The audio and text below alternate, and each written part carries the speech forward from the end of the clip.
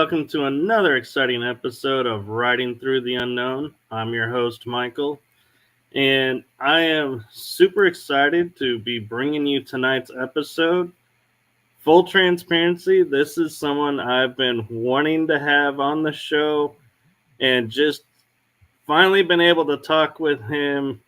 And because he's such a heavy hitter, I was being the shy one and saying, nah, I'm not sure he'll take my call, but I reached out and we found topics. So I am going to allow Brian to introduce himself and share what he does. It's an honor, Michael. I always get so excited being the first time on any show. So this is as much a treat for me, hopefully, as it is for you.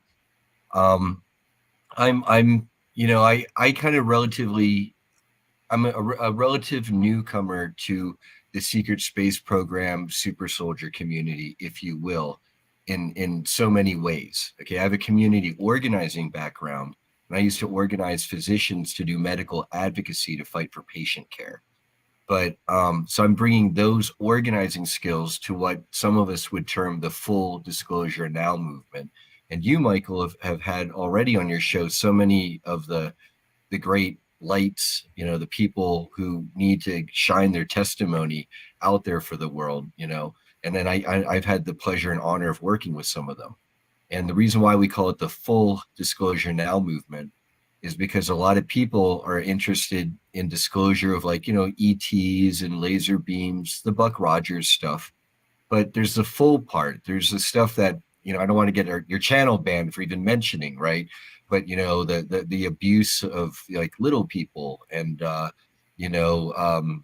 satanic rituals and stuff like that, and it all goes together, unfortunately. And that's where a lot of people, they want to hear about the spaceships, but they don't want to hear about little kids being abused to give them psychic training to teach them how to maybe fly those spaceships, for example, or to open up time tunnels to then mess with the time stream. And so, funny enough, part of how I got into the community was I had a Facebook account going back years and years with my first girlfriends and my high school friends and my college buddies and all those people. And when a certain medical catastrophe happened around the world, I was warning people, don't roll up your sleeves, don't roll up your sleeves. And I had that account banned. And it broke my heart. It really depressed me, actually, Michael, because what happens when you lose contact with thousands of people, and hundreds of them are direct face-to-face contacts of yours from decades, right? Or 15 years maybe. But when I restarted it, I got involved into two communities with my new account. One was the sword making community or sword collecting community. So you'll see a sword on my wall. And then the other was yeah, it's a katana. Yeah, under my AR. I'm in Nevada. This is all legal. I fled California where you can't have fun anymore. And so got to discover this community, a very rich and vibrant community, and realize, holy cow, these people are telling the truth. Part of it started with the Tony Rodriguez interview with the Journey to Truth guys and their work. Tyler and Koala, they're great people and friends. They're going to be at our Timeline of Disclosure conference, and I'm going to go as an attendee to the Rebels of Disclosure conference in May for them in Grafton, Illinois, which will be amazing. And, I went to the Contact in the Desert conference last summer or spring, it was around that area time, and getting to meet these people in person. And with my community organizing background, getting to speak in person with people and hear their testimonies, get to speak with them separately in depth. It's people aren't making up BS on the spot they can go on for hours about their testimonies without missing a beat. You can come back to them days, months, weeks, years later. Hey, Carr, it's Nigel, a friend in the UK. He's a part of he's a benevolent reptilian incarnated starseed here in human form, as so many of us are. May not reptilian per se, but star seeds, if you will, per the Dolores Cannon tradition. But I realized, having met the people, vetting it's real, being so inspired, being around the energy, seeing that now is a time when people can come out to come out to play, light warriors, but to really shine a light on what's going on, and that we ourselves have probably suspected has been hiding or hidden from us in the background all our lives, and realizing, wow, we need to like yourself, get the word out about this. And then off of that, through being in the SSP community, I didn't want to be like a groupie, if you will. How can I contribute? And I knew that James Rink of supersoldiertalk.com was going to organize, or wanted to organize, a trip to Montauk for the 80th anniversary of the Philadelphia experiment. And apparently, the Montauk Project, the east end of Long Island, New York, over there, is where the USS Eldridge apparently appeared briefly, among jumping other places from Philadelphia, Virginia. I guess part of that was Montauk. And we wanted to be there for the 80th anniversary of that time rip. And with the people that we assembled, James and I and others, and Arkheim, Jessica the Cryptid Huntress, Dark Hour Paranormal Michael, who just did an amazing documentary called The Lost Souls of Montauk. Chastity Campbell, we did energy healing work there on the ley line there at Camp Hero. And that's really fired me up to kind of keep the work going, because our analysis for so many of us, thank you, John, is that we rightfully have a Star Trek future yesterday. It's been stolen from us. And the only way we're going to get that is if we have the truth. As long as we down here on Earth, on the surface, are arguing whether or not ETs exist, much less whether they're intelligent, much less whether they're here, much less negative influences in our government, rogue elements cutting deals with negatively oriented ETs to sell us out, going back to the 1930s and perhaps earlier. Yeah, I'd say that deserves a front page news. I agree, and I find it interesting that you pointed out the Philadelphia experiment with Montauk, because I was always getting told I was getting them confused, because I would always say Montauk and I'd always say the Philadelphia experiment, and they go, no, that's a different. And so for you to say that, it's like another like validation for me of, yeah, I have a memory of something that really did happen. Let me help tie it together, if I may, Michael. Is there any way I could present my screen? You should be able to share screen. Yes. There it Okay, is. so I'm going to try There we go. sharing this screen. And then just for our viewers here in the audience, we've got, and this may help you, okay, as well, for like, why do some people link the Montauk Project and the Philadelphia experiment together, okay, is because here, Long Island of New York State, you've got Brookhaven National Laboratories. And what happened is with the Philadelphia experiment first, what it looks like is they took Tesla technology, right? Because Tesla died right around then. They took his files, and they say they wanted to achieve at first radar invisibility. And so they took the USS Eldridge, a destroyer class US naval ship, and they stuck a Tesla generator at each end, front, out, aft, and stern, or whatever, of the ship. Okay. And they lit up those Tesla generators. And not only did they achieve radar invisibility, they actually warped through time and space. Hi, Sarah. Thank you for joining us. And when they warp through time and space, that's where they have pictures of the sailors, some of them getting fused into the ship. Okay.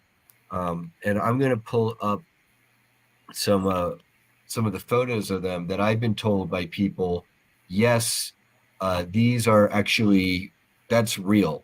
This one is a real photo of a sailor fused into the ship.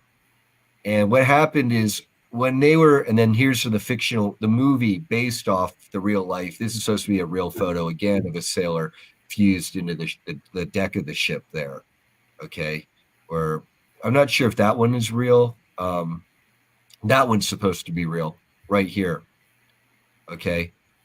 And what happened is they saw that, okay, we obviously not only achieved radar invisibility, it looks like we ripped a hole through time and space. There's something here.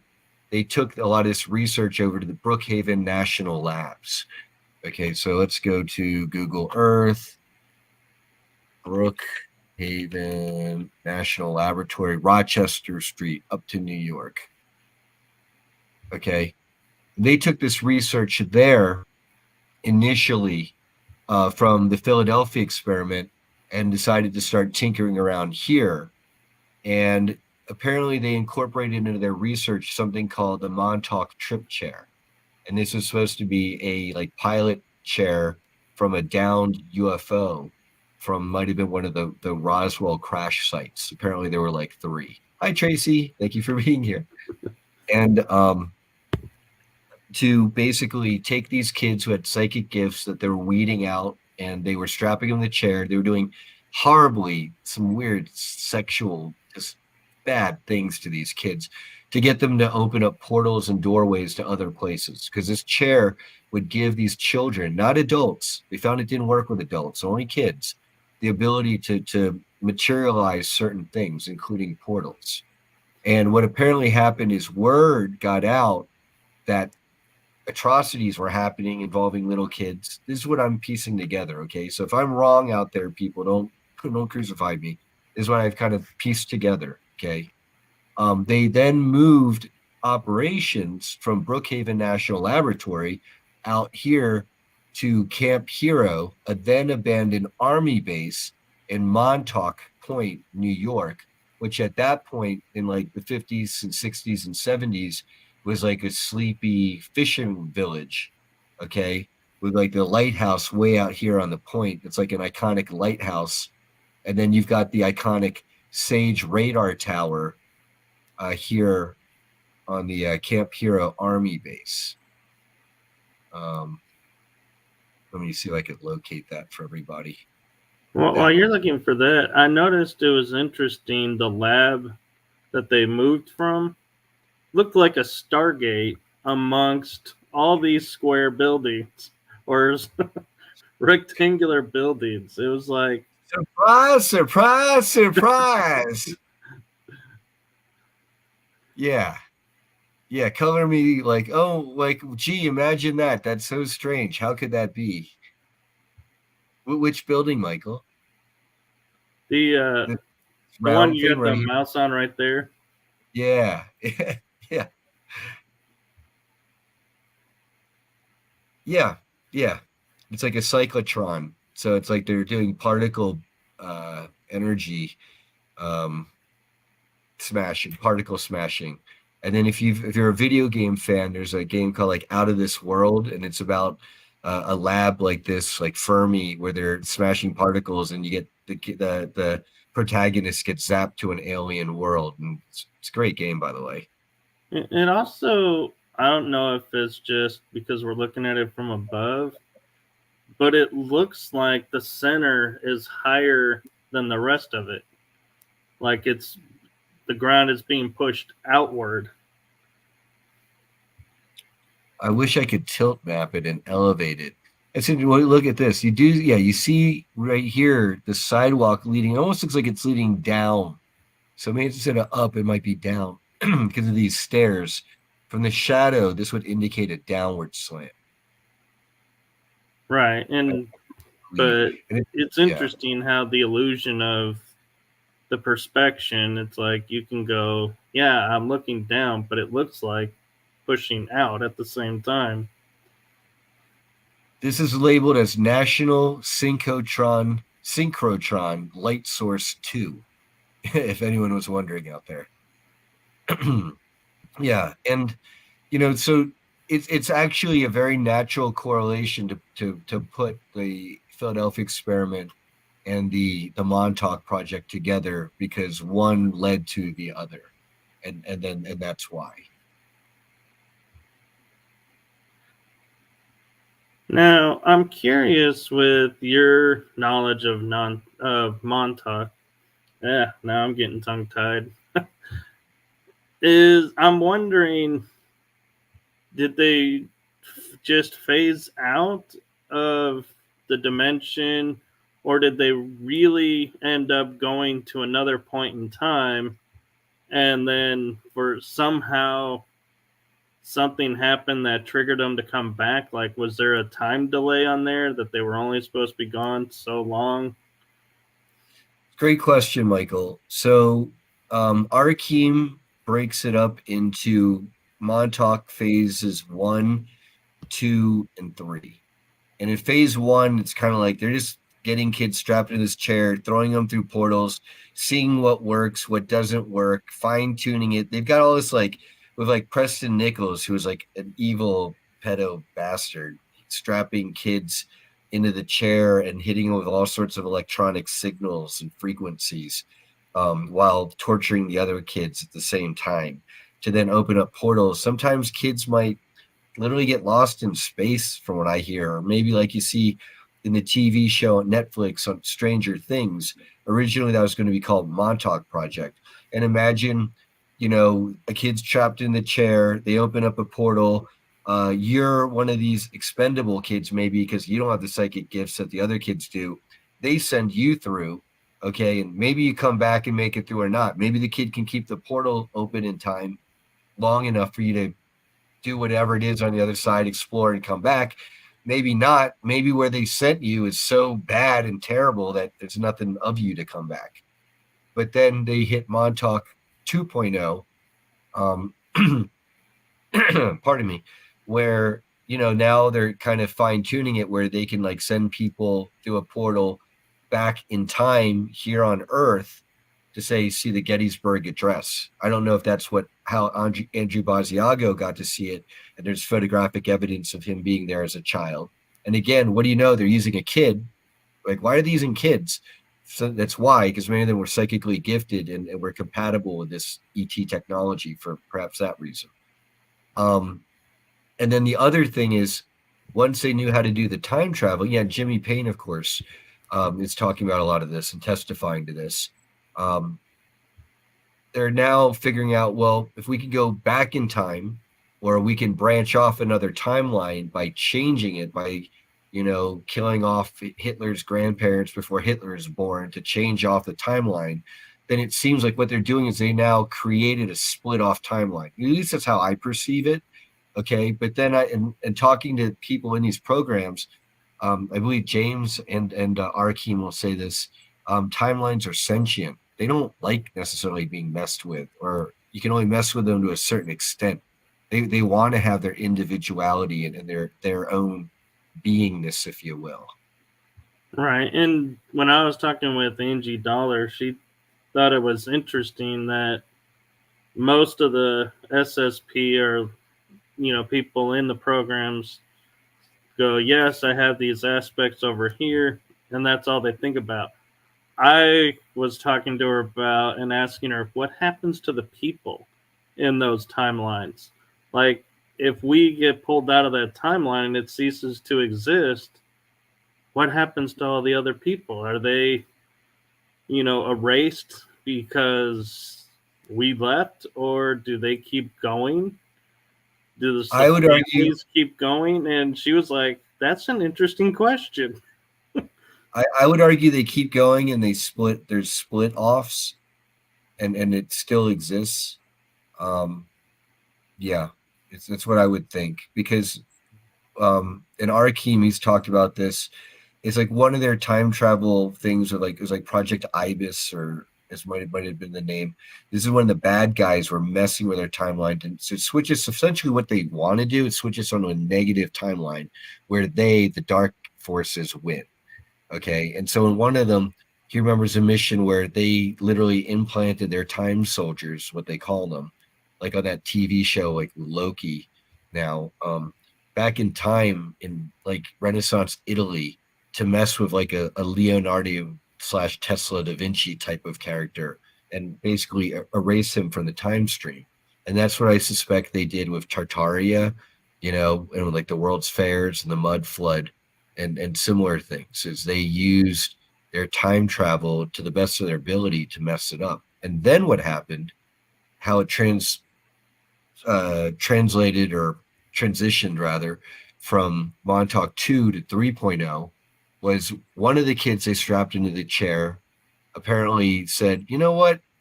I'm strapped in this chair and they're telling me I got to summon this or open this or do that, materialize this, but I can materialize and do whatever I want. He like summoned what they call Junior. It was like either like a psychic Sasquatch or a real life Sasquatch, an energy Sasquatch, like from the movie The Forbidden Planet. And that energy Sasquatch went berserk and tore up Camp Hero Army base, but only physically harming and attacking the perpetrators, the wrongdoers, if you will, not harming the kids at all. And what that did is apparently it freed up for some time that base for those young time soldiers to try to run a series of missions to reverse the damage and do good. And then eventually they did some stuff that they eventually got swarmed and raided.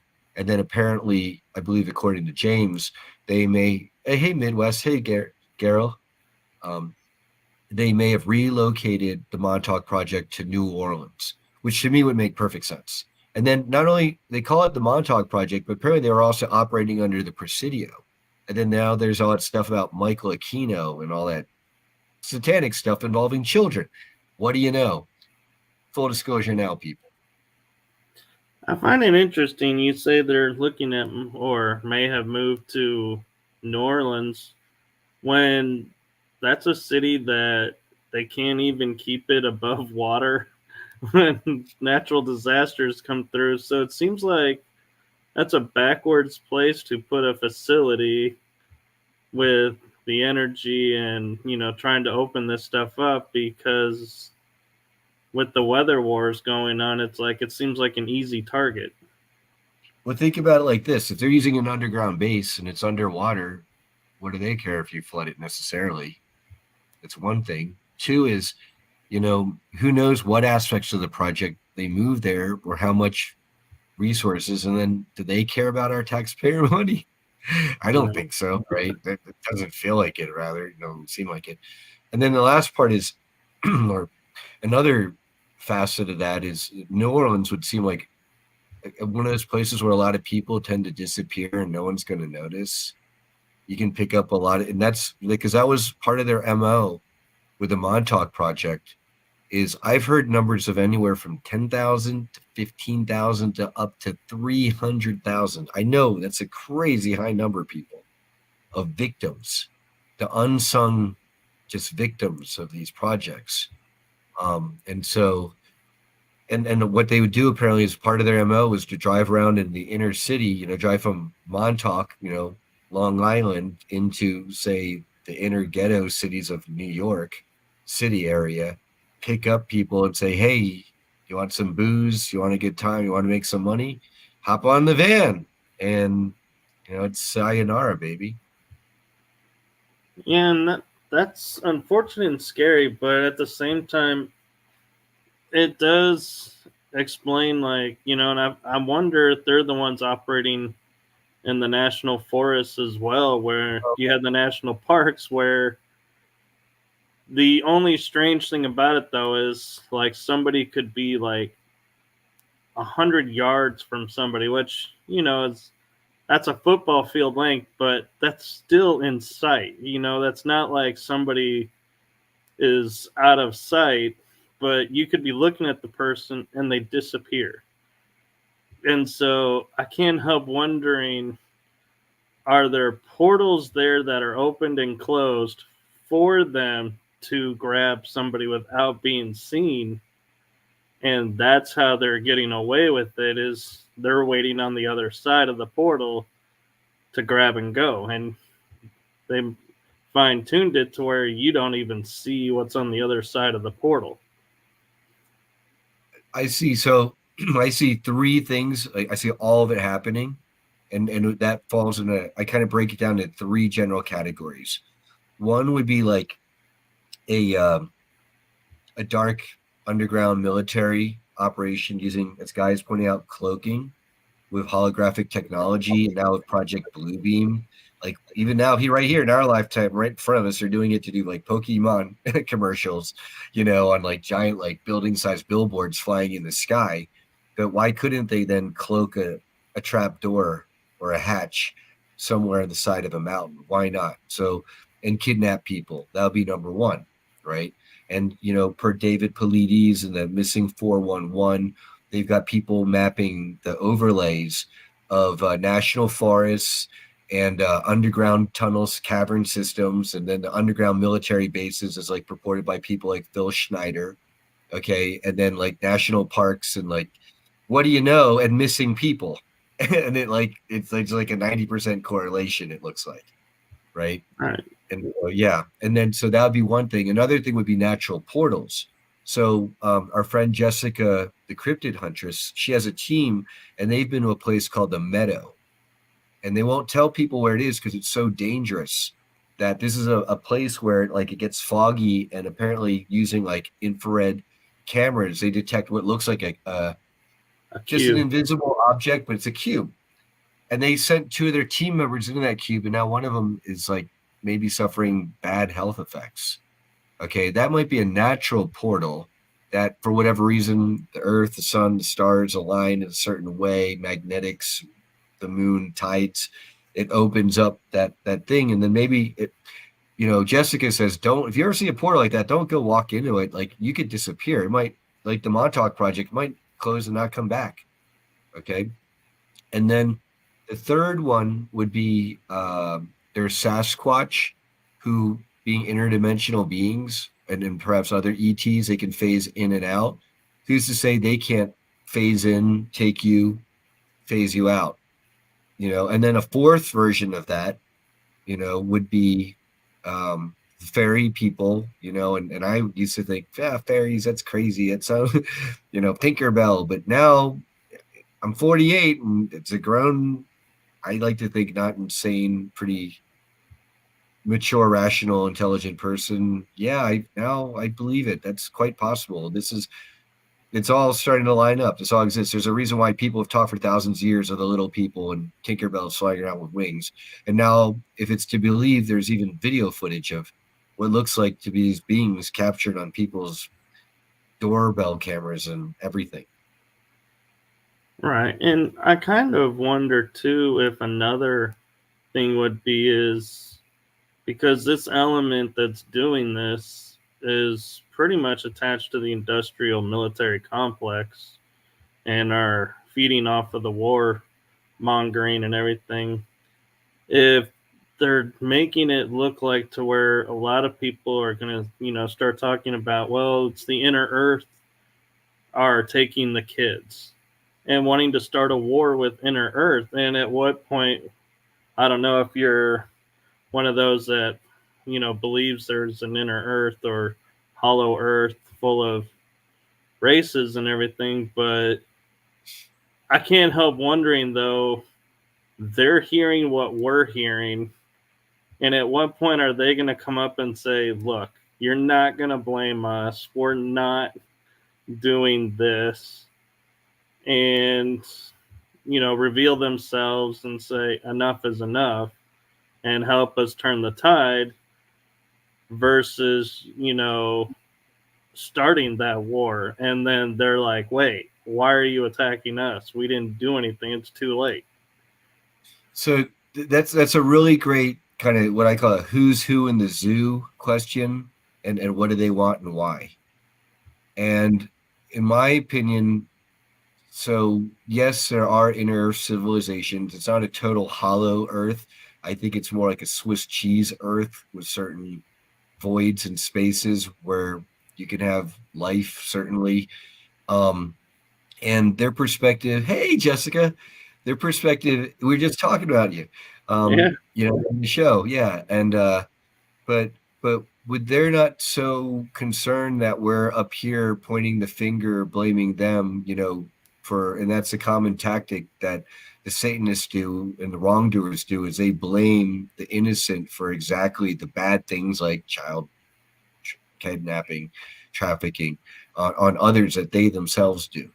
Okay, I don't think that that's their concern. Their concern is what we're doing to the earth. It affects them down there, like toxic, nasty stuff. And I live up here and I'm a consumer and I'm an investor. So like that hurts, but we're living this 3D Mad Max world. We've had Star Trek clean energy technology denied to us. We have these deep state factions that are total rogue elements who've undermined our constitutional republic democracy, as it were. It's supposed to be. They're taking that money and they're spending it to attack and harm us, waging silent weapons and silent warfare. And then, so what did the inner earthers, like, for example, what did they care about? They care about us throwing off our shackles and waking up and evolving spiritually so that we can then not only deserve spiritual gifts that we're already receiving now, but the technological gifts as well. Because if you got a society where people just jack someone for their car, joyride and crash it, run it off the hillside, and then nobody does nothing about it, that's literally what happened in San Francisco, right? Literally, and they did nothing about it. Like, no, like the cars like tumbling down the hill is on news, and like those people got released. It's like, okay, like I guess it's cool. Like, would you want to give those people UFOs that they could fly at light speed to just like warp around, crash into anywhere, anything with laser beams? Probably not. Well, and even a step further is, the UFOs have the abilities to go into space, and it's like, would we want that to go into space and be like somebody meet them and go, so this is what's on that planet now? So this is apparently a great concern among the ETs and whatever Federation formats they are in, is, oh no, there goes the neighborhood, honey. The barbarians have gotten past the gate. And, my whole thing on that is I'm not a big fan of this whole prime directive hands-off talk. I think that kind of like went out the window, when you talk about thousands of years of like dark force, ET, satanic, like indoctrination, assassination, secret societies. Like, this isn't exactly like an untouched, pristine environment that you don't want to mess up because the civilization is so like untouched and unfettered. This ain't that, folks. The only thing I could see is that apparently, and this is kind of like more of the Dolores Cannon, Edgar Casey type teachings, is they said, okay, the best way for us to change the situation and deal with it karmically is to then take our people and incarnate them on Earth. And that's where I'm coming from. And I think the time is like the Hopi prophecies, like we're the people that we prophesied. That time is now. And there's a lot of indicators out there of these forces in motion, both good and bad, with this, particularly the bad on the wane, and the good guys are starting to appear. Yeah. Whether it's us, people to the rescue or whatnot. I'm kind of curious a little bit to see your opinion of an idea of, because like you were saying, Montauk 3, where we, and then when I say we, I mean people in the programs, started to take their power back and say, hey, we can do this and we're not going to follow your program anymore. So, quote unquote, broke it. Where did that come from? Could that be like the inner earth saying, hey, you guys are advanced, you're, being manipulated. They're messing with the timeline. We are going to mess and put an end to that, and saying, can we wake up their element? And then we are getting our sovereign identities back and saying, hey, thank you for freeing us. Yes, we'll take the fight to them, so to speak. Yes, as I'd see that there's a mix of all of that, where you've got like the ACIO with Jessica Ariel Morocco and Peter the Insider reporting on one group called the MERG. Wait, Iron Bear is asking, I believe the Earth is bigger than what they're telling us? I mean, Iron Bear, I think from the standpoint that there's like inner Earth stuff, but from the standpoint of like, I've done a lot of air travel and I've done enough flying around and like from the US to Australia and Asia. And so, and then with time zones. So I'm definitely like a round earther, just like I believe most of the planets and the stars out there are, what do you know, they're spherical and round. But from the perspective of Antarctica and certain regions and inner Earth areas that are totally untouched or that they don't tell us about, I think it's bigger in that way. But at the same time, like, there's still like, 24 hours in a day with our 24-hour time zones. But back to what you were asking, Michael, these you've got the MERG. I don't know what it stands for, but it's like Monarch something. It's like umbrella. It's like a refugee group. So these are super soldiers who, as children, were indoctrinated into these groups, put through horrible things, made to do horrible things, and then by hook or by crook, good fortune and grace of God, they were able to escape, make it away, and then now they're banding together to come back and do something for the good of humanity and the universe, right? Then there's maybe like I understand there's like something called the Library of Porthologos, and this is like maybe like one of these ancient places of learning under the Mediterranean Sea, where there's like a type of like Akashic record set up, and there's like maybe higher level technology where we could get to view back to the days of Lemuria and Atlantis and earliest days of this planet and whatnot, and learn from that wisdom. I think that um, keepers of knowledge are going to be emerging more and more, and so it's almost like we here on this planet growing up and awakening, whether or not we're in any of these programs, we're having awakenings at whatever level. For people who are in these programs, as they get older, hey Talibu, their programming is probably breaking down from what they got programmed and indoctrinated with as children. As they become mature, sentient, free, freedom of action adults, sovereign adults, they can break free of that programming and decide, hey, I want to do my own shows and expose this and organize and rally, everybody. And then they're going to be the ETs on the positive side who, okay, they were like, hey, this is what we've been waiting for. Finally some humans that we can contact and are resonating at a high enough frequency that they're going to understand the spiritual lessons, and they're going to have the right reasoning. They're not trying to get to us so that they can get our med beds and they can run, armies to take over the world, right? Negative, service to self agenda. This is more service to other folks, right? Who want to help each other when a flood or an earthquake strikes. Hey, And Carol. I have to wonder too, as you mentioned like med beds, because that's been thrown around and saying they're coming, they're here, and that we have organizations that are like breaking into the tunnels underground and they're being retaken. I'm wondering if, and I don't mean to take military terms lightly, but like the med beds that they're talking about were repatriated, that they found and said, you're no longer having access. We're taking these, we're going to give them to the people.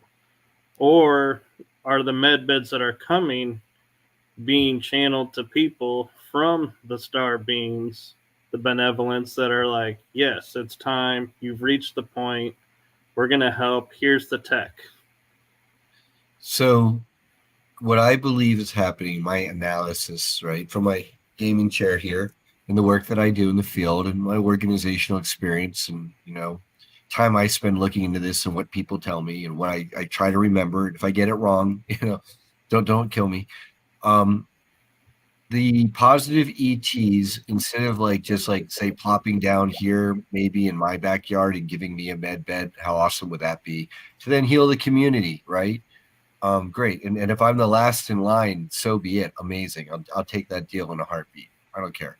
Right. But no, I think it's more positive ETs would be working with any positive factions within any of our governments, especially including the US government. Okay, I like to think there are some white hats in there, okay, doing the work. And then I think that you've got these negative, up to now, historically negative groups or self-serving, domineering groups like ICC. I think Eliana Starchild particularly talks about them, like International Corporate Conglomerate or Intergalactic Corporate Conglomerate, or Mars Corporation, where and Lunar Command, where maybe they've got access to this technology, but they've been hoarding it to themselves for whatever reasons.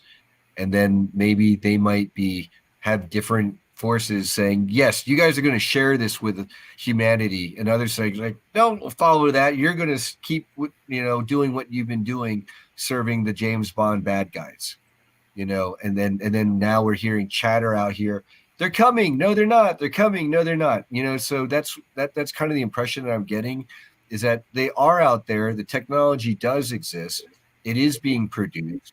Now, how and in what form it's going to reach us, the masses, Joe Sixpack, that's that I'm kind of holding my breath. Right. And I also can't help wondering, as we, say the day of, we talk about day of reckoning, when we're going to take the planet back and we're going to reclaim our spiritual sovereignty and, our birthrights. I know in my heart, I feel like, the malevolence are going to be dealt with. No question about it. Whether they say, they're going to stay here, we're going to elevate somewhere else, or they're going to leave the planet, we'll keep the planet. That aside, I'm wondering is those people, like you're saying, the corporations who, for point of argument, we'll say are like Switzerland, never pick a side. Are they going to be in the reckoning as well, or are they going to be given the choice and saying, hey, you either do this now or you're done? Are they going to be given, sanctuary, or are they going to be told, hey, whether you took a side or not, you helped them, you're responsible? Okay, I love your question, and I love that you said Switzerland. And in my opinion, for the record, no, that Switzerland, although they say, oh yeah, we're neutral, that's not true. They hoarded, and a lot of the Nazi gold stolen from their victims ended up in Switzerland in those vaults. And there was nothing neutral about that, if you will. That's party to war crimes, in my opinion. But you look at the banking system, Switzerland is the number one. Nobody yes. can look at a record of the bank transaction, whether you're a war criminal or not. Right. And apparently there are reports of the CIA having an underwater base in the middle of Lake Geneva, Switzerland. And then you got CERN around in that region there, of more closer to northern France, I think. But it's all there. Absolutely. Do I think so? What my analysis is this, and this is from chatter from alternative news sites that are banned, and they have to put this is for entertainment only purposes only, folks, right? Just like anyone watching this show, take everything I'm saying, it's entertainment purposes only, folks. But what I think is, those who are perpetrating crimes against humanity, especially those people at the top, I think that they're going to be the ones that can be rounded up and put on trial for the world. That's going to happen. Yep, Sarah, exactly. And with CERN and the underwater headquarters and to the Lake Geneva and all that. Right, wink, wink, not judge, for entertainment purposes only. But those people are going to be brought to justice, because when you've got humans already at the civilian level like us with remote viewing, now you can't hide anything. Okay, so there's that. And then if you got that white hat military paired with remote viewing capability people, now the bad guys, how are they going to hide? And so anyone who's guilty of nasty, nasty crimes against humanity, like genocide and hurting little kids, they're going to face justice. I don't, and I think they prefer like a trial and then a clean execution, right? Than like them and their families being hunted down in the streets, pitchforks. That's not what I don't want that. I'm not advocating for that at all. I always in this situation say to anyone listening on the other side of the fence, hey, here's your chance for amnesty to the best you can. Come out, with every file and every name and be ready to do all that and come clean and be protected and and you're going to get clean justice and let's go from there. And then the people lower down in these groups, whether the corporations or the bad guy James Bond agencies, if you will, right, we'll see a bunch of funerals on TV, and we have been, and a lot of resignations. To our last commenter there, I think you're going to see a lot of those people. They're either going to toe the line or they're going to be brought to justice themselves. Those are like the third and fourth tiers down. The first and second, I think their days are numbered. Right, and I wonder where your stance is on those that say, like, the tier 1s and 2s that we're talking about have really already been taken out, and they're people wearing masks or clones or actors portraying them just to go through the motions, in which point I would say, at what point do we say the motions have gone far enough? Let's end this now and let's start the healing process. Why do we have to keep going? Because we're never going to get the masses. And I like to remind people, and again, I'm going to put out there, like you say, I'm not saying we won the war for independence, and there are those that say we didn't. I'm not going there. What I'm talking about is the 1% to 2% of people who rose up and overthrew an empire. So okay, so is where I feel like we've hit that pinnacle. Why do we still keep waiting for more and more people? This is where I bust out a calculator. Let's say there's 8 billion people, okay? And times 0.01, 1% of them are just really bad. That's 80 million people. And then let's say each of those really bad people, 80 million, hired 10 bad henchmen under them. Now you're up to 800 million people plus the original 80, so 880 million baddies. It's a lot of people. Right. Now, in terms of the actors and stuff, I mean, to me, the actors for sure, that's obvious. I mean, the Joe Biden one, his earlobes are attached. Now they're not attached. He had hairy arms and an anchor tattoo. Now he's got no hair on his arms and no anchor tattoo. He looked like the Joe Biden we all knew and loved and maybe not love or vote for that grew up with, Joe Biden pushing for like NAFTA to like Joe Biden who fell out of like the Deliverance 70 years later. The kid with the banjo. No offense to that guy. I heard he had a rough one. But you know what I mean? So that's just a clear body double, right? I mean, and then my favorite body double, I want one person to argue with me on this one, is you've seen Putin, right? Right. Okay, Putin 2009, KGB killer Putin. To like, I'm teddy bear Putin. I want to help the world, make the world a better place. Like that, like that what I'm talking about. Anyone looks at pre-2009 Putin to the Putin of today, obviously a different person. And his own wife left the first Putin and said, "This is the man is not my husband." I mean, she went on, she said that. So it's like, hey, Ida, awesome.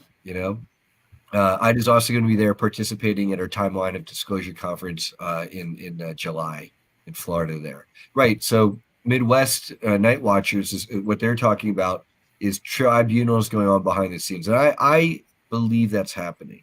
And then that's where then people are saying, well, your entertainment purposes only website over here said they rounded up this person and brought him to justice. Hey, Donald. I love Donald. I'm also subscribing to his stuff too. These people, they're saying, oh, geez, and I'm getting a call. Let me shut that. They, 1 second. Joshua, I'm on a live show right now. I'll call you back. Okay. So, where was I at? The tribunals and grinding. Oh, yeah. Now, this is where I believe in some cases, not only are they using actual just human actors and body doubles and avatars with a mixture of CGI and masks and body doubles, and professional actors with also the voiceover technology, but they're also using cloning technology. And then when people say, Brian, that's crazy, cloning technology, I mean, maybe they did Dolly the sheep in the 1990s, but cloning technology of humans, come on, really? This is where I say, you know what? We know for a fact that humankind has been interacting with ETs, good and bad. And some of these negative ETs have technology and civilizations that are thousands, maybe millions of years old. We ain't dealing with like 1980s technology here, people. We're dealing with like Star Trek technology and beyond. Right. So can they clone people? Yes, you bet your ass they can. What I tell people when I talk about that, Brian, is I go, do you really think since all cloning information went dark after Dolly, we didn't use it on humans? Really? Because, if we're cloning animals, what's the secret? Why wouldn't that technology be out there for everything? But the fact it disappeared, that's like a dead clue to me. Yeah, humans are being cloned. Well, we all know it disappeared because all these ethical corporations and governments and rogue entities just stopped doing it. When Bill Clinton decided to do the ban, they'd never move to international waters or underground bases anywhere or anything like that, would they? And for me, Michael, you really overly flattered me there at the beginning introduction to your show. Thank you. The one thing I'll pat myself on the shoulder for is I don't mind being out there and telling people you got reptilian ETs and these ETs good and bad, and they're here now, and we got to watch out. And those planes spraying that crap in the sky, you probably don't want to breathe that. I have no problem telling people that. Like, guy I love, like, I have no problem. And I don't think everyone's an NPC. I just think we all make our own decisions and we all get to decide what timeline and what world we want to be in. And this is kind of getting back to something you mentioned earlier, Michael. Do people, when you change a timeline, do they just disappear? Well, I don't think so necessarily. And my argument for that would be the Mandela effect. And I mentioned this recently on another show.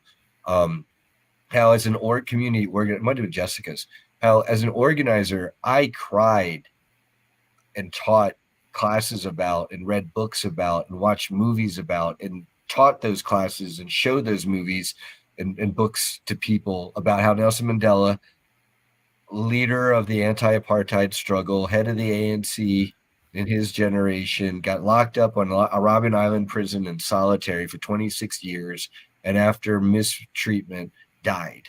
And I cried about that. And then sometime around 2011-ish, I remember turning on the TV and seeing a commercial, like a Matt Damon, Morgan Freeman movie, where Morgan Freeman is playing Nelson Mandela, who got out of Robben Island prison, became the president of South Africa, and then inspired the national rugby team to win a tournament somewhere. It's like, what is this? And so I don't think like I didn't, I felt like they changed the timeline, but I didn't disappear.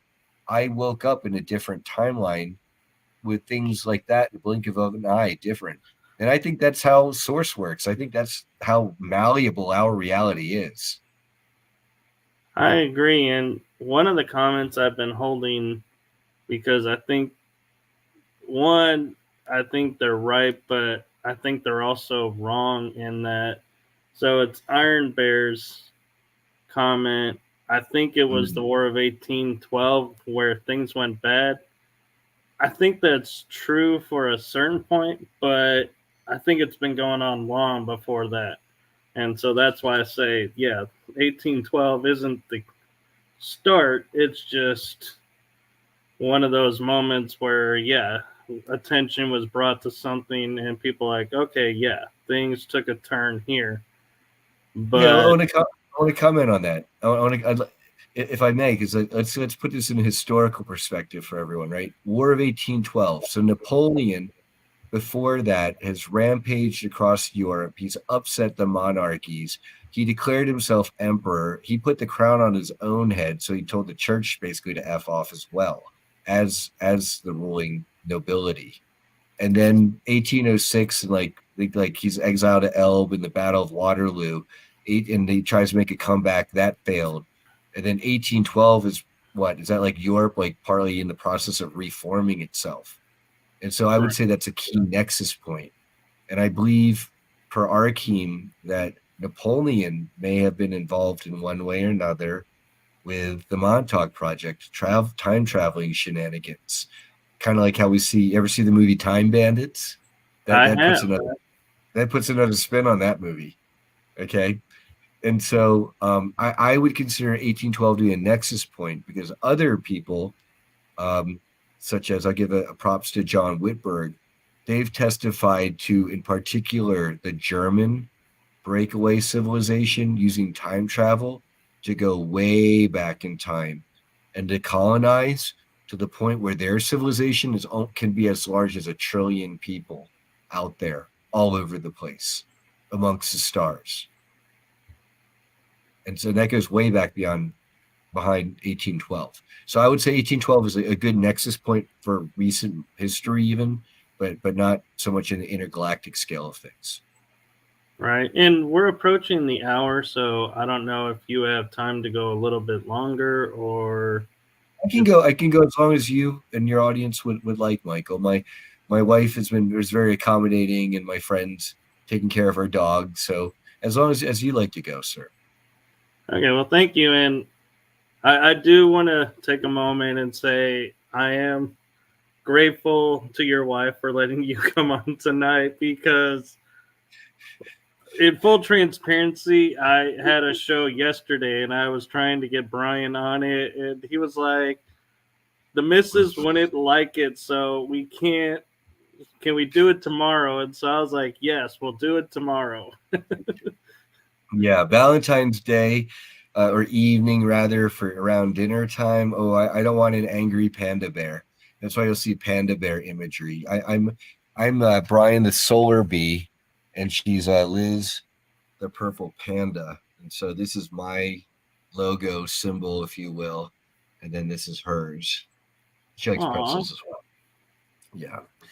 Yeah. So yeah, I mean, if you like to discuss things like the current state of the full disclosure now movement, that's something that's always near and dear to my heart. Or any other paranormal topics the audience would like, I'm totally game. Let's go for like another 20 minutes. All right. And I'm going to leave aside the chat room for a second because, yeah, they're talking about Mandela effects and great things. But I want to give you time to talk about, and I'm looking at our text messages so I make sure I get the titles right. And your Full Disclosure Now movement, the Timeline of Disclosure Conference coming up, and the 2023 Montauk Adventure Tours. Yeah. So we got to touch a bit on the Montauk Adventure Tour because what we did is we had about 20 people there, and of them a significant portion were survivors, and we would do things like we're there August 15th was my birthday. August 12th, that was kind of the big day when we expected if it was going to appear the USS Eldridge in the time rip just north of that Montauk Point area, north of Camp Hero. And Bob Estes and Gary Fretz chartered a boat as supporters and volunteers and took a crew out to the water. And they saw some interesting foggy stuff, and some of the extra sensitive people, they saw some stuff involving the Eldridge and the sailors. And then Nigel's people, apparently they were monitoring it. They were confirming some of this stuff.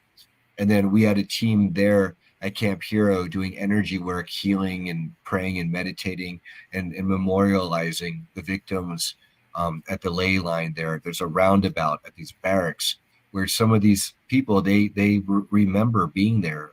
James, yeah, he filmed his own testimony, but he remembers on the spot being in those barracks as a child with other kids, and they would pick on him because apparently there at the Montauk Project, James was one of the more gifted people. Apparently it's quite the starseed lineage, and the kids were picking on him. They literally threw him out the window of the second story, okay, of the barracks, and he would have fallen onto like the concrete sidewalk and steps up into the first floor of the barracks, and he like remembers like stopping, levitating off the ground before he hit it, because he would have really, that would not have been good for him to hit, and then turning invisible. And he remembers hearing the little kids, the other kids who threw him out the window, like looking out the window, looking down, like, damn, I didn't know Space Boy can do that. Like he disappeared, you know, and so it's testimony like that James was giving, and other people when we went to the lighthouse at Montauk Point. Some of them were literally remembering being told to run off the cliff, and they were doing flying lessons. Okay, and they were like Peter Pan, like flying off the bluff and then coming back. And that's a far steep drop. Like I looked at that. That was like 40, 50, 60 feet. And so, and I heard sometimes kids would fly out, jump off and fall. Maybe they recovered them, and regenerated them or something. And they apparently did use regeneration technology, not using med beds, but regen tanks is what they always say regen tanks. Okay. Kind of like the back to tanks of Star Wars. Probably, yeah. But except I think in that water, they might not have needed a mask. Like you just breathe the water, and that's partly why they did the drowning exercises, just to get you acclimated to being in a tank of breathable liquid and sucking it in your lungs, just like in the movie The Abyss. That technology is real, except these are part of regen tanks. And then I remember Arkheim and another person, they had a memory of being kids together, being like in dog cages, basically getting hosed down with water. And the bad guys, the MK Ultra torturers who were programming them using these evil, horrible techniques, would like shock the cages with cattle prods. And these are metal cages. So where are you going to go? If you're naked in a metal cage, that's too bad. Okay. Yeah. And so that was a Montauk Adventure Tour. And we used that. And we did a lot of podcasts and shows to kind of bring attention to the world of like, hey, there are these survivors, and people need to know about this. And like tens of thousands to hundreds of thousands of people got disappeared into this, and they apparently for a while had the Montauk Project. They were using a time bubble technology. And so they were able to run for years and years and years in their time. But from the outside, it was not that long. And so off of that, I'm trying to use these dumpster fires of social media. If I can, present my screen here. Sure. Screen one. And you can find me online if you like. Please send me a message. Sometimes Facebook doesn't let you, but if you can, send me a message. I'm wearing the Willy Wonka hat here on my profile picture, and try to come up with how you might like to participate in the Full Disclosure Now movement, even if that's sending links. I mean, sharing links and spreading the good word out to conferences or our shows, or attending our conferences. Or you're a centric millionaire or billionaire and you like to support the cause, because boy, there's a lot of starseeds and victims or survivors of these programs who they're not in good health. They don't have good paying jobs.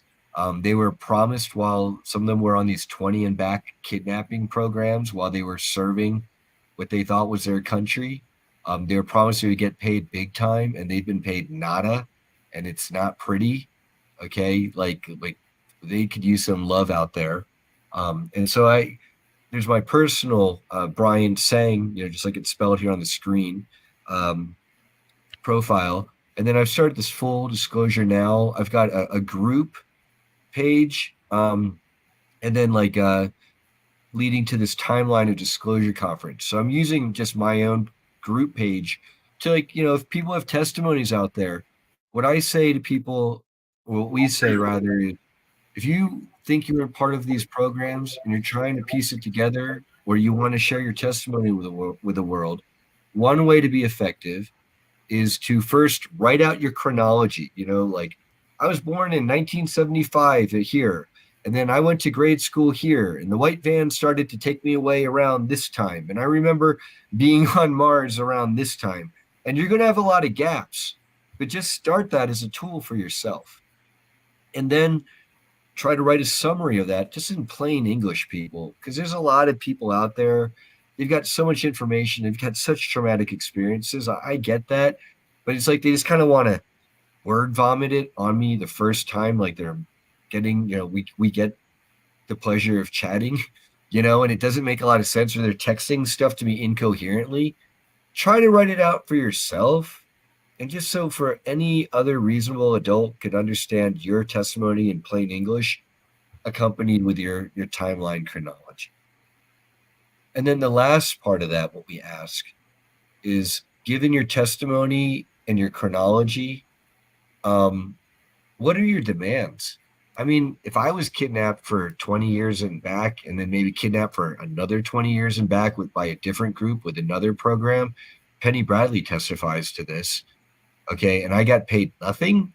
Like, I'd want me and all the other super soldiers and time soldiers to get back what's ours. I'd want all the negative effects of all the bad shenanigans that they did in time and space, going and messing with people in ancient cultures and stealing their gold, or displacing the native peoples using these technologies. All that should be returned. And then we should get healing centers, and then from there, healing technologies. And also up front and center would be worldwide televised tribunals for justice. And I asked Arkheim about this because we've had a lot of discussions about this. And he said he's seen future timelines where, not many, but he's seen at least 7 future positive timelines where there were tribunals and there was like a memorial rose garden.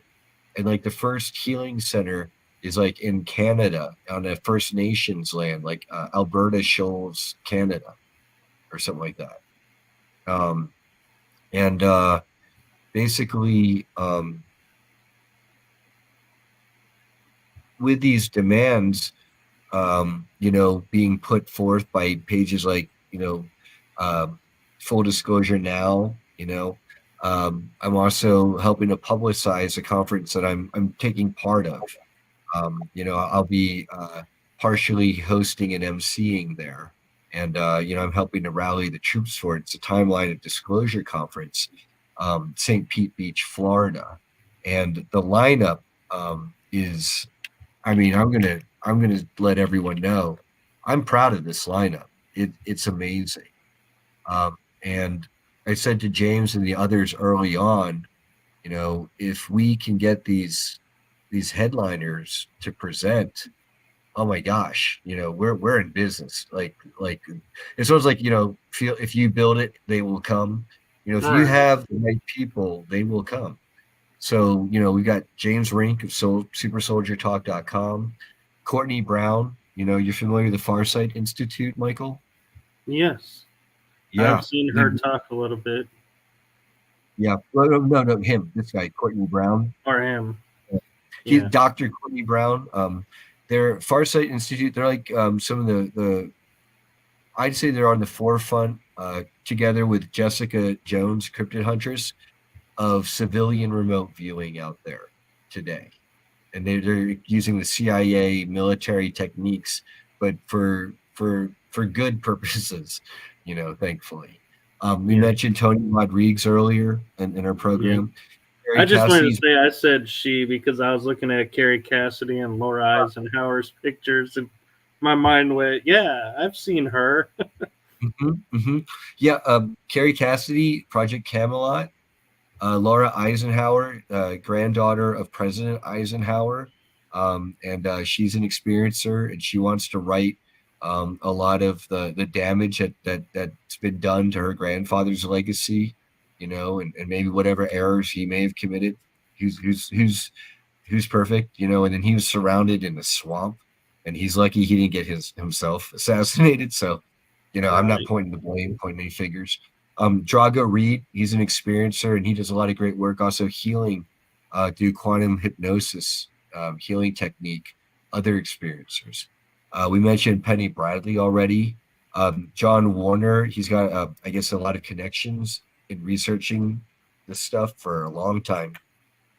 Chris O'Connor, he's an experiencer, and he is actually using through his Deems company. He's bringing ET technology, crystals and magnets to help heal people. Jody and Will Fritz, I'm not sure if it's Solar Warden or Nachtwaffen, Dark Fleet, at least that Will's been part of. Arkheim Ra, a good friend of mine, and also on the Montauk tour, we talked about him.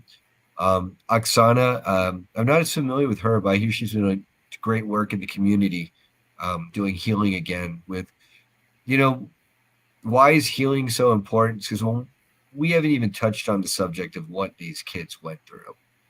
And, now that a lot of these people are growing up and they're able to do this work and overcome things like omega programming, suicide programming, that was literally imprinted into them, kind of like, I mean, think of the Clockwork Orange, and if our viewers remember that movie, and being strapped down to a chair, tortured, electroprodded, given massive amounts of psychotropic drugs while having images and sound blasted at you nonstop, hot, cold, molest. It's just, that's why, okay? And it's no surprise.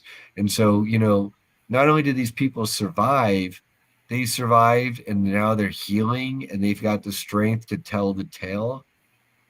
My hat's off to them. Okay. Top hats off. Daryl James, he's got an amazing testimony.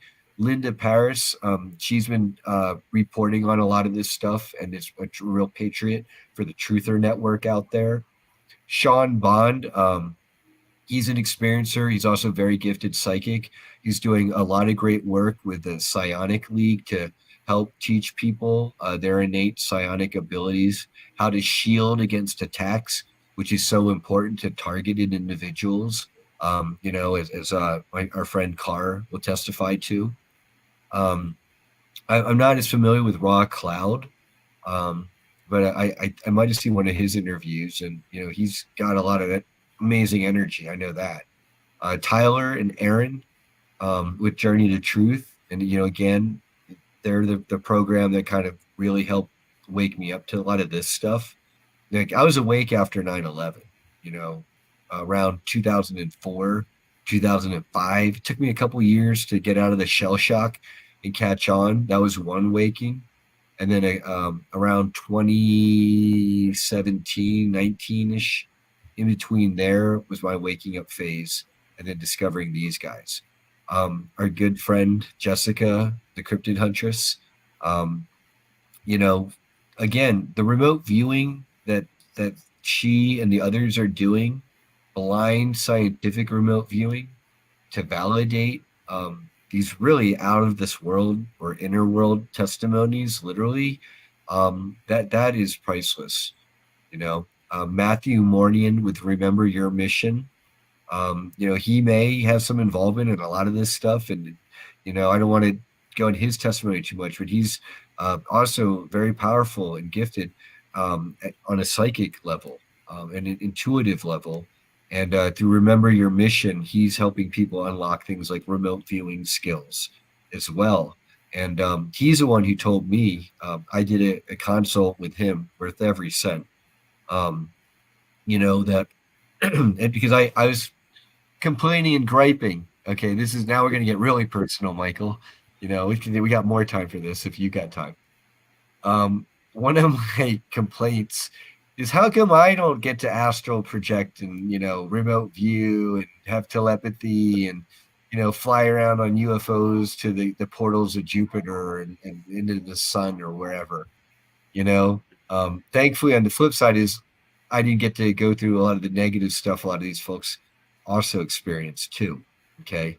And Matthew said that he himself didn't get control of a lot of his own psychic abilities, like I guess remote viewing or astral projection, until he started doing Tai Chi and really using, breathing and energy techniques. And, you know, I'd love to use your show here as a platform to just gripe about hearing how in Western society no one ever taught us how to breathe. I remember getting thrown into the swimming pool and swimming lessons, and all the kids are swimming around. No one taught me how to breathe while I'm trying to dog paddle and hold my breath underwater. And I didn't realize you got to come up and take a big gulp of air. And boy, that would have made a big difference to me if someone taught me that earlier. Right. And in Western Right. society, no one teaches how to breathe, visualize, push energy, heal ourselves and heal other people, the ones we love, our pets. And so he's doing that work. And then Zach Fisher, he's the gentleman who behind founding the Day of Being event, which is our sister event for the conference. So when we do there's weekdays, Tuesday, Wednesday, Thursday, and Friday, we're then going to go Saturday and Sunday at a very close by beach there, Indian Shores, for a 2-day event this year. It's only 1 day really last year. This year it's 2-day. So then you get to experience a 4-day space conference and then have 2 days in the sun with amazing people.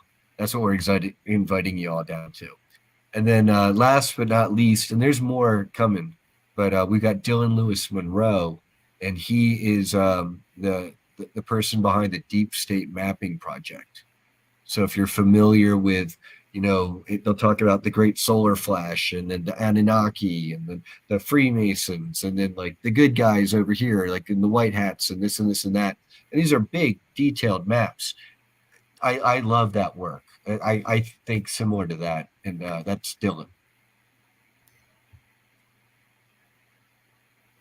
Right. Yeah. And one thing I will say is, like you pointed out, being new to, the disclosure movement and starting this platform, one of the things I've been blessed with is meeting people like you and others who help me find people who are, I don't like to use the word credible, but have integrity to be sharing their honest story. And so I'm grateful to be giving platform to them. And like Tyler is coming on next month in March to talk, and I'm looking forward to that. James is coming in March as well.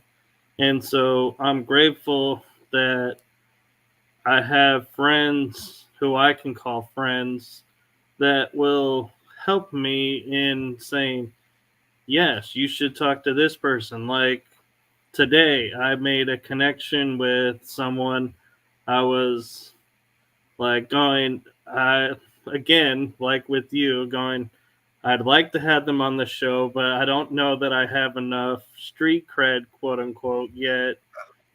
And I'm so new that, I get a little shy about it. And I'm like, these people are used to talking to big names. I'm not a big name. And so when I saw you put my name with a question mark, I was like, my heart kind of like started beating like a little bit more and going, oh my gosh, this person hasn't even been on the show yet and is sitting there saying, hey, here's someone you should talk to. And I was like, wow. So it's like, it's kind of validating in a way of, I'm running this series as I was sharing backstage with you, is I'm doing it of my own research, my own story journey, And it's beautiful to see that it's being received as, yes, this person has integrity, is a show series you should go on, and being recommended out. Because Oh I yeah, don't, because I have people will tell me all the time, oh, your name is in this community over here. They're talking about you. And I'm like, I'm just me sitting behind a screen talking to people. And so it's that's perfect, Michael. amazing. Your story is our collective story.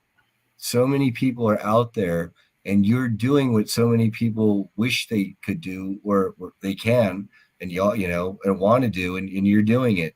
And I'm another example of that. And I want to speak to the point of vetting, because surprisingly, most of the people who come to me they're legit. Now, even though there's some people who they're legit and they've got issues, they're hard to talk to, they yell at you, they one day they're happy, one day they're sad, and and everything in between. But even they are legit. I've, at least to me, relatively few fakers have approached me. The most of the fakers are more scammers who want to sell me, cryptocurrency or something. But there are very few people who've reached out to me, like they're like, I was there, and I'm like, this person's baloney. Like, no, they're and part of that, part of why, I mean, and I'm not trying to give tips to the scammers out there, okay? But and James he'll be the first to admit to this. The term super soldier, it's kind of controversial in that to become a super soldier, what these now adults, but what they had to go through as children, there's nothing was super about that. No one wants to brag about half a, a, a thimbleful of what they went through. What they show in that TV show, Stranger Things, which originally was supposed to be called Montauk Project, they were told to change it, the Duffer Brothers. Okay. Like the way they treat Seven in that show is nice.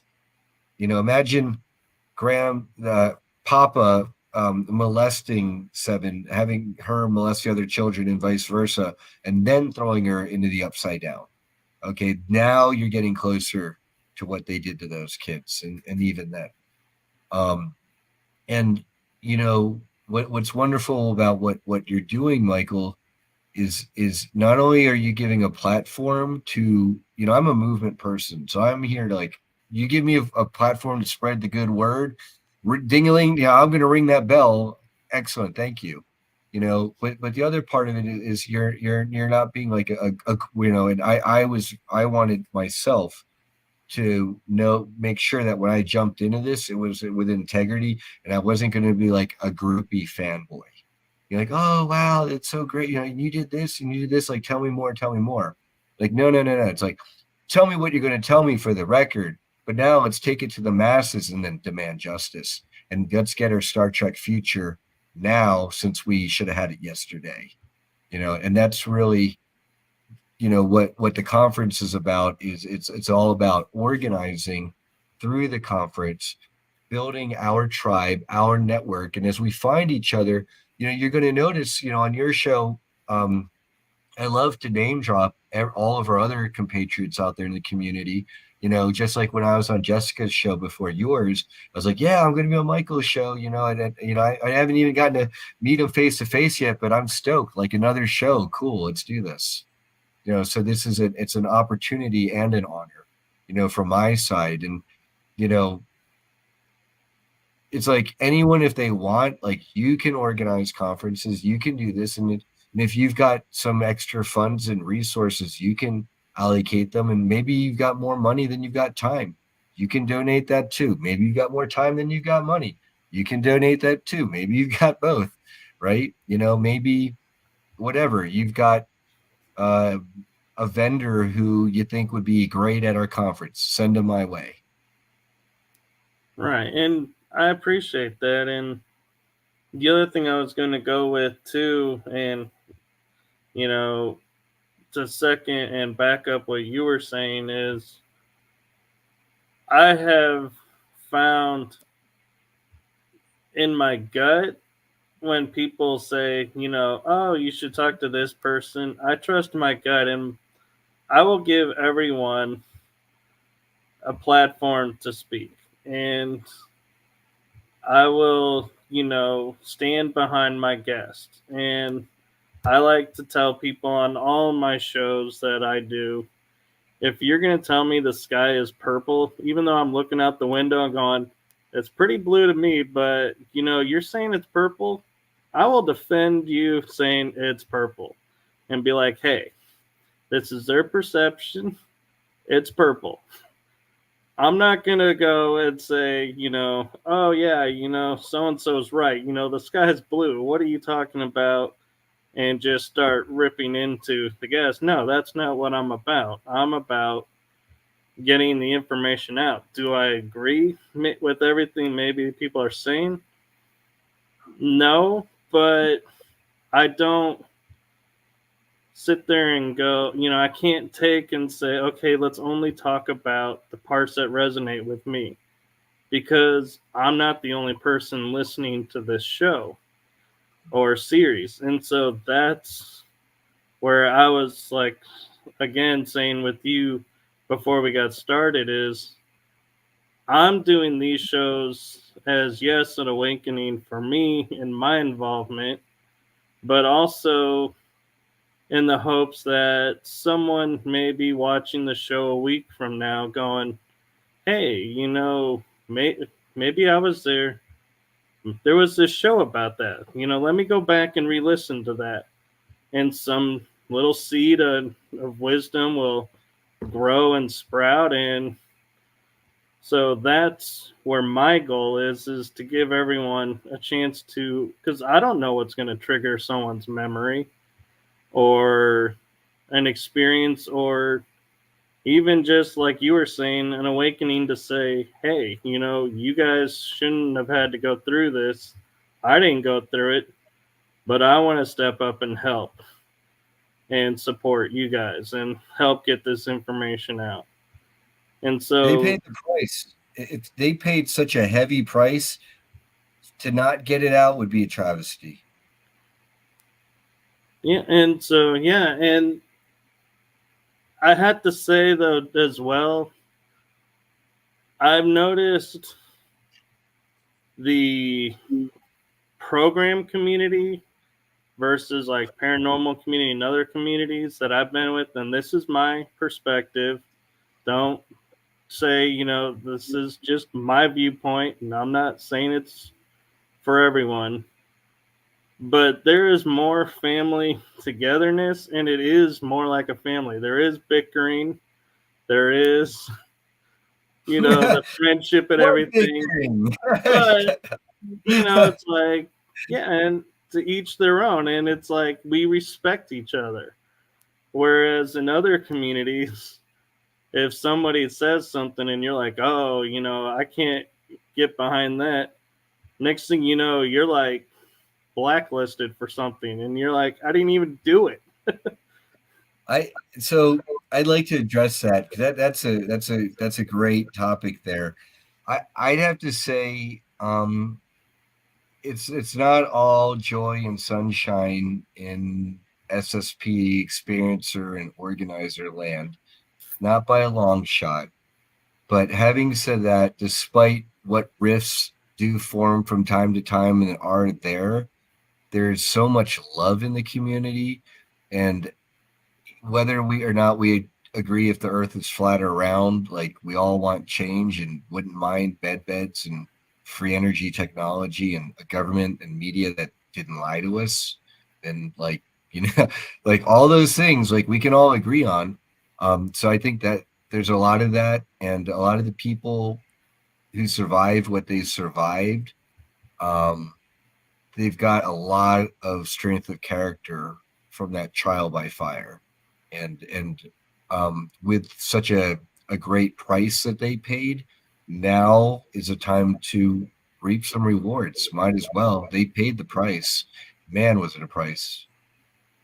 Right. And the other thing, too, that I will say from my personal experience is thinking that, having stories and memories that kind of resonated similar to other people who were are out there saying, yes, I was in the programs, it was comforting to me when I would start talking to some of the people in the community and saying, I had this memory, I had this, I don't remember all of this, but the timelines and everything are starting to feel like this.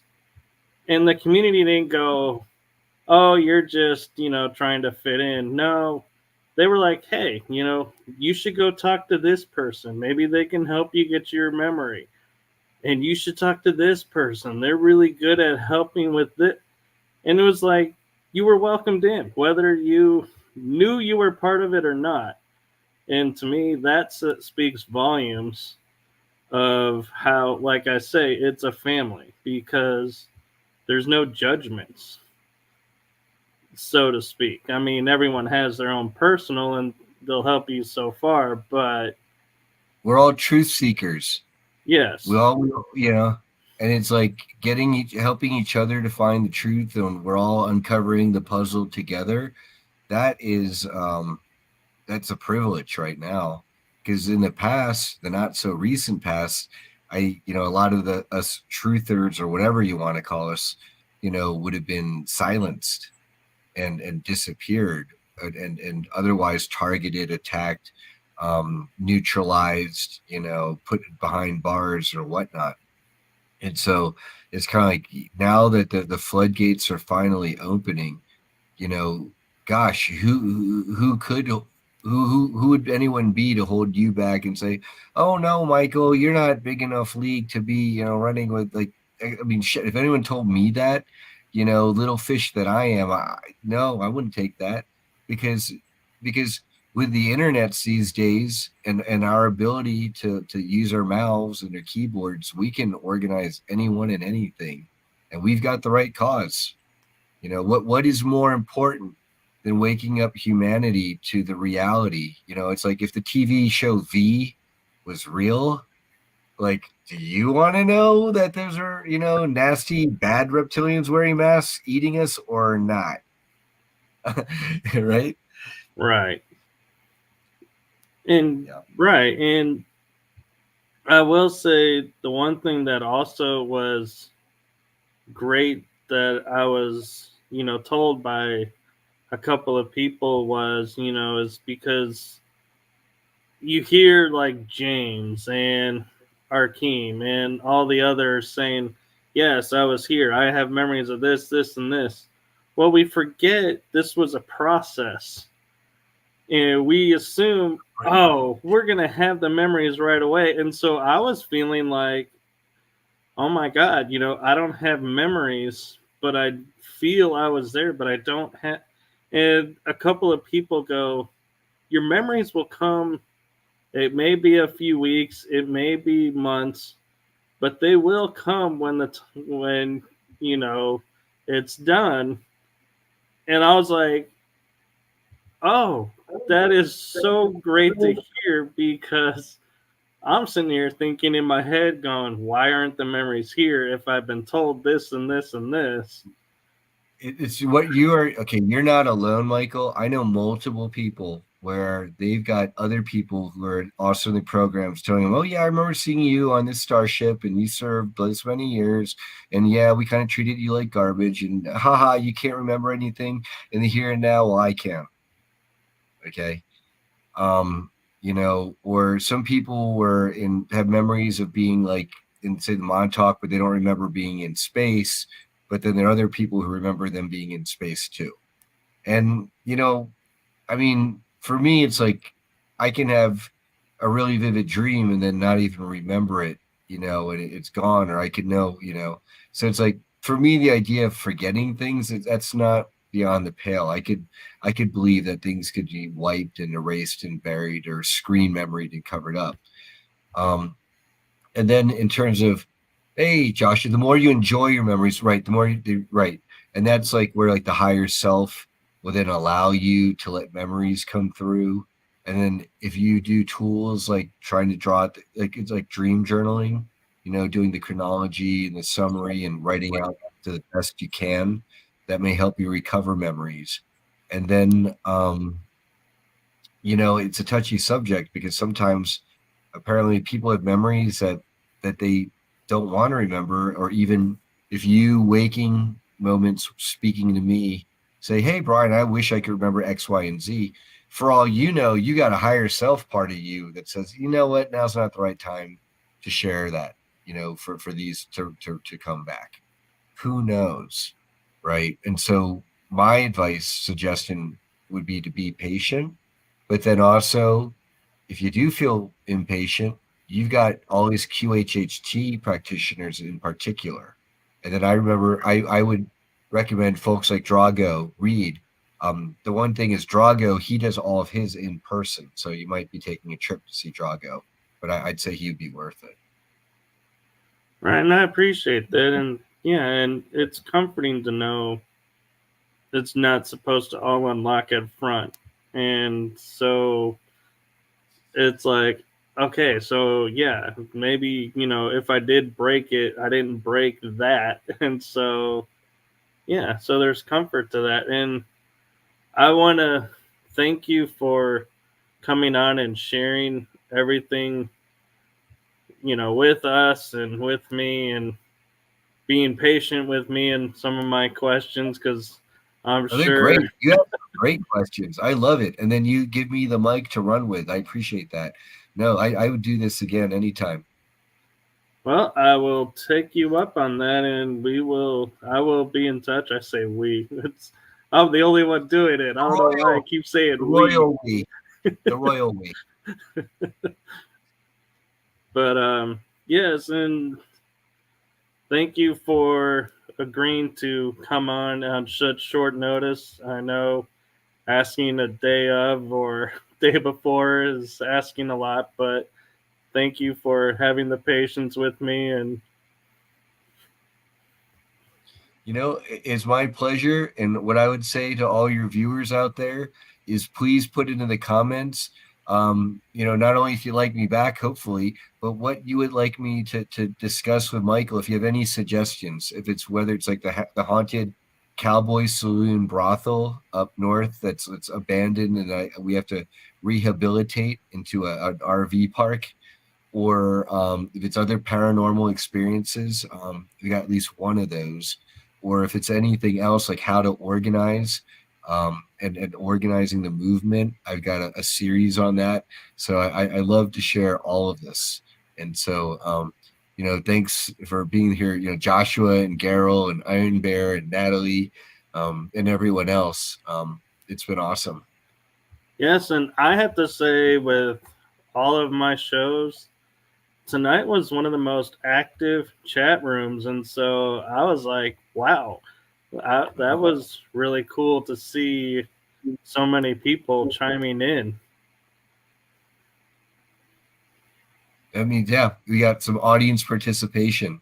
We got a very vibrant community. I'm more than happy with it. And so, let's keep building it, and let me know what you guys would like to discuss next. And whenever you've got the next slot open for me, Michael, yeah, that would be a pleasure. Well, thank you. And I'm going to allow you to get back to your family and your, I believe someone put it as your mama bear. Your panda bear. She's my Panda panda bear. bear. I'm her bee. I'm the solar bee, and she's my panda. The pandas and the bees. So thank you for a wonderful episode. Thank you to the chat room. And we are going to call it a night, because I know Brian's been on several shows, and I know from my experience that is a bit taxing energy wise. So It's great. I've got my horchata here. I'm running high on sugar. So until then, and thank you, Michael. thank you. So everyone, stay tuned next week, as we will be back, and we will have Julia coming on. And so I'm looking forward to that. So to all of you out there, thank you. Keep seeking the truth, follow your heart, and let the joy out. Have a great night, everyone.